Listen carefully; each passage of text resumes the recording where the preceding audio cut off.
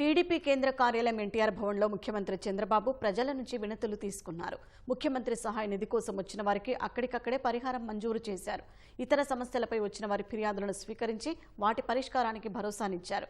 Party కార్యాలయానికి వచ్చిన CM తొలుత ప్రజల నుంచి వినతులు స్వీకరించాకే పార్టీ నేతలతో సమావేశమయ్యారు.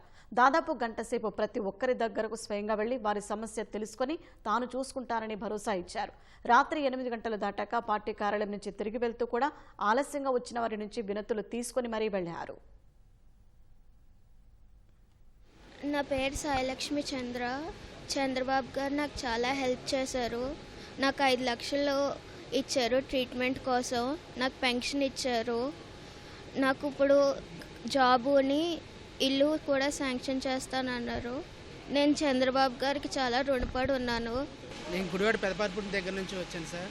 నా సమస్య ఏంటంటే నేను 3 సంవత్సరాల క్రితం వర్క్ చేస్తే బిల్డింగ్ మించి పడిపోయాను. అయితే స్పైన్ ఇంజూరీ అయింది, స్పైనల్ కార్డ్ దెబ్బతింది సార్.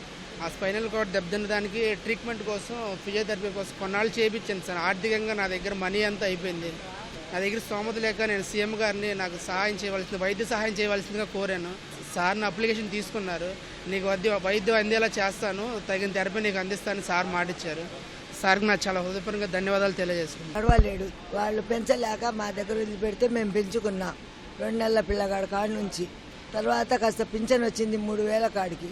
జగన్ గారి ప్రభుత్వంలో పింఛన్ పోయింది. ఎందుకు మేము వచ్చాము? నాకు కూడా పింఛన్ లేదు. నా కొడుకు ఇంటి పన్ను నా పేరు మీద కట్టాడని నా పింఛన్ లేదయ్యా. మరి నేను ఎట్లా బతకాలా? నేనేం చేసి బతకాలా? నాకేం చేస్తే చేత కావట్లేదు. అందుకోసమని నా పింఛను వాడి పింఛన్ ఇప్పిస్తే నేను వాడు ఎట్లా ఉంటాను. నాకు దేవుడు చంద్రబాబు గారి దయ వల్ల కాస్త ఇల్లు పింఛను ఇప్పించండి చాలు.